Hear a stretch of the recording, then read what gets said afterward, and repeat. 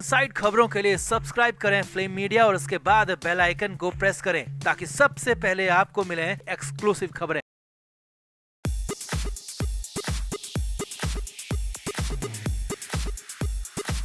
महाराष्ट्र की सियासत में मुंबई में नवाब मलिक के मामले में जबरदस्त उबाल है। मलिक जेल के अंदर है लेकिन जेल के बाहर उन्हें लेकर जबरदस्त बवाल मचा हुआ है, जबरदस्त उबाल है। हालात ये हैं कि हर रोज ही बीजेपी नवाब मलिक का इस्तीफा मांग रही है।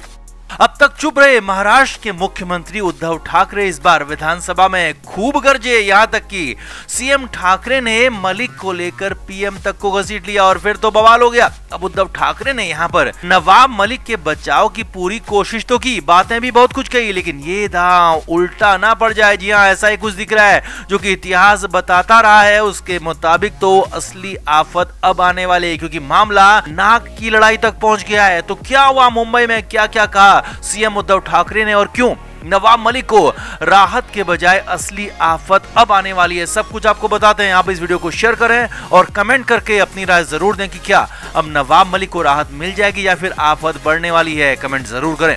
तो नवाब मलिक को लेकर महाराष्ट्र में खूब बवाल है। हालात ऐसे हैं कि मलिक को कहीं से भी कोई राहत मिल नहीं रही, चाहे वो लोअर कोर्ट हो या फिर हाई कोर्ट, हर जगह से मलिक की आफत ही बढ़ रही है। वहीं मुंबई में लगातार बीजेपी और उनके नेता मलिक का इस्तीफा मांग रहे हैं, लेकिन महाविकास अघाड़ी सरकार ने साफ कर दिया है कि किसी भी कीमत पर नवाब मलिक का इस्तीफा होगा नहीं। अब इस बीच ईडी ने सीएम उद्धव ठाकरे के कुछ करीबी लोगों पर भी एक्शन लिया, छापेमारी करी, कुछ जब्ती तक कर ली। अब इसके बाद सीएम उद्धव ठाकरे विधानसभा के अंदर बोले, खूब बोले।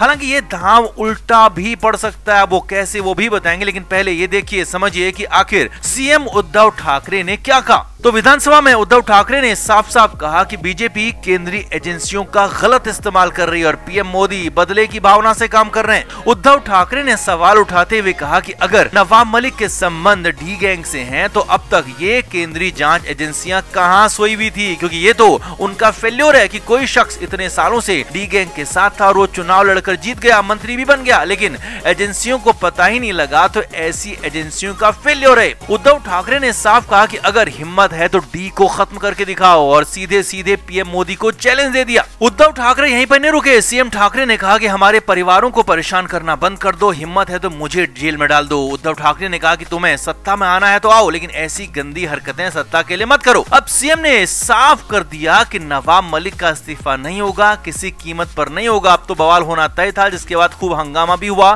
बीजेपी की तरफ से सीएम ठाकरे पर पलटवार भी किया गया, लेकिन असली कंडीशन, असली हालात नवाब मलिक को लेकर है। जी हाँ, नवाब मलिक को लेकर सीएम ठाकरे ने जो पीएम मोदी को चैलेंज कर दिया, उसने नवाब मलिक का ही उल्टा खेल बिगाड़ दिया। जी हाँ, जो बीजेपी का इतिहास रहा है, जो अब तक होता रहा है, दिखता रहा है, उसके मुताबिक अब तो नवाब मलिक को शायद ही कभी राहत मिल पाएगी, क्योंकि ये अब केंद्र सरकार के लिए, पीएम मोदी के लिए और केंद्रीय जांच एजेंसी ईडी और सीबीआई के लिए नाक का सवाल हो गया है कि वो नवाब मलिक का डी गैंग से संबंध स्थापित साबित करके दिखाए। और बहुत संभव है कि बहुत जल्द ताबड़तोड़ केस नवाब मलिक के खिलाफ दर्ज हो सकते हैं। हालांकि संभव यह भी है कि शिवसेना के लोगों पर केंद्रीय जांच एजेंसियों का एक्शन हो सकता है, कुछ कम हो जाए या फिर रुक भी जाए, धीमा भी हो जाए, लेकिन नवाब मलिक के खिलाफ एक्शन रुकने के बजाय और कड़ा हो जाएगा और ज्यादा सख्त हो जाएगा, तीखा हो जाएगा, क्योंकि ईडी अब हर हाल में ये साबित करना चाहती है कि उसकी कार्रवाई ठीक है, उसकी कार्रवाई में कुछ भी गलत नहीं है। इसीलिए लगातार सबूत और गवाह तलाशे जा रहे हैं और इसीलिए अगले कुछ दिनों में नवाब मलिक पर ताबड़तोड़ अनगिनत केस दर्ज हो सकते हैं, बिल्कुल वैसे ही जैसे यूपी में आजम खान पर कई सारे केस दर्ज किए गए थे, और वैसे ही यहां भी हो सकता है। अब बीजेपी ने और ईडी ने इसे अपनी नाक का सवाल बना लिया है, क्योंकि सीएम उद्धव ठाकरे ने डी गैंग से संबंध साबित करने का चैलेंज दे दिया, डी को खत्म करने का चैलेंज दे दिया, जिसके बाद आग में घी का काम हो गया और कुल मिलाकर बचा कोई हो न हो, फंस नवाब मलिक जरूर गए।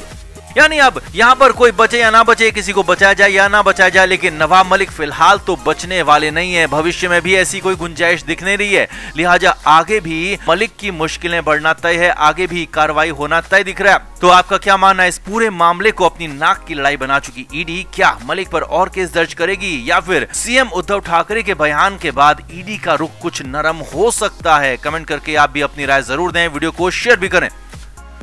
तो नवाब मलिक को 21 मार्च को कोर्ट में पेश किया गया था। वहां से कोई राहत उन्हें नहीं मिली। सीधे ही कोर्ट ने 2 टूक कहा कि मलिक की न्यायिक हिरासत यानी कि जेल 4 अप्रैल तक आगे बढ़ाई जाती है। अब जेल के अंदर हालांकि नवाब मलिक को बेड मिल चुका है, गद्दा मिल चुका है और एक कुर्सी भी मिल चुकी है, लेकिन फिर भी नवाब मलिक के हालात बहुत अच्छे नहीं है, क्योंकि मुंबई की गर्मी उन्हें परेशान कर रही है। जेल के अंदर उमस उन्हें बेहद ज्यादा दिक्कत कर रही है, जिससे नवाब मलिक लगातार परेशानी है। अब जब भी कोई उनसे मिलने आता है तो उनका यही कहना होता है कि जमानत कब होगी। वकीलों से तो नवाब मलिक साफ साफ कहते हैं कि कब जेल से बाहर निकालोगे, कब तुम्हारी वकालत काम आएगी।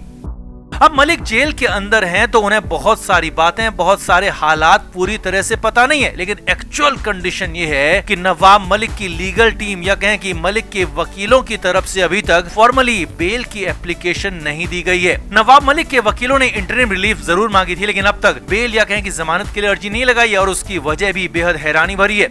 खबर है कि नवाब मलिक के वकीलों को बेल मांगने की वजह बेल का ग्राउंड नहीं मिल पा रहा और इसी वजह से कागजात तक नहीं बन पा रहे हैं। जी हाँ, सही सुन रहे हैं आप। अब ऐसा क्यों है वो भी समझिए। नवाब मलिक को पीएमएलए एक्ट के तहत गिरफ्तार किया गया है और ये एक्ट इतना सख्त है कि इसमें जमानत बेहद ही मुश्किल है। निचली कोर्ट से तो जमानत नहीं के बराबर मिलती है।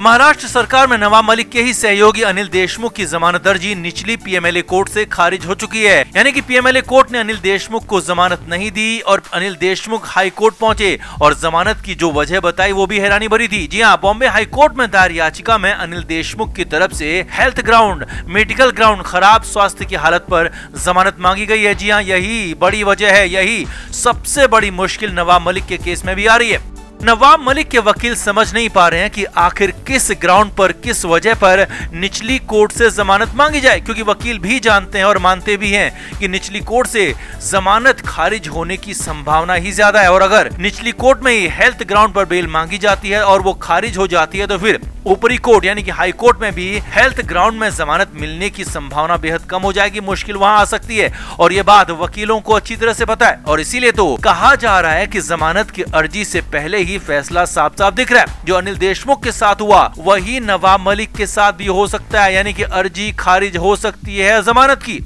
आगे देखिए, अब ऐसे में नवाब मलिक की लीगल टीम इस कोशिश में है कि कम से कम एक ऐसी वजह मिल जाए जो उनको जमानत की अर्जी के लगाई जाए, क्योंकि केस को गलत कहकर, गिरफ्तारी को अवैध बताकर तो नवाब मलिक के वकील अर्जी हाईकोर्ट में दे चुके हैं, जिसे कोर्ट ने खारिज भी किया था। लिहाजा अब यहाँ पर नई वजह तलाशी जा रही है और इसी वजह से नवाब मलिक की जमानत के लिए कागजात तक तैयार नहीं हो पा रहे हैं। जमानत पर फैसला तो बहुत दूर की बात है। अब आगे क्या हो सकता है वो भी समझिए। अब नवाब मलिक के वकीलों को बेल की एप्लीकेशन तो लगानी ही होगी, क्योंकि बिना बेल एप्लीकेशन के जमानत नहीं मिलेगी और वो भी निचली कोर्ट यानी कि पीएमएलए कोर्ट में ही जमानत की अर्जी पहले लगाई जाएगी। Flame media report.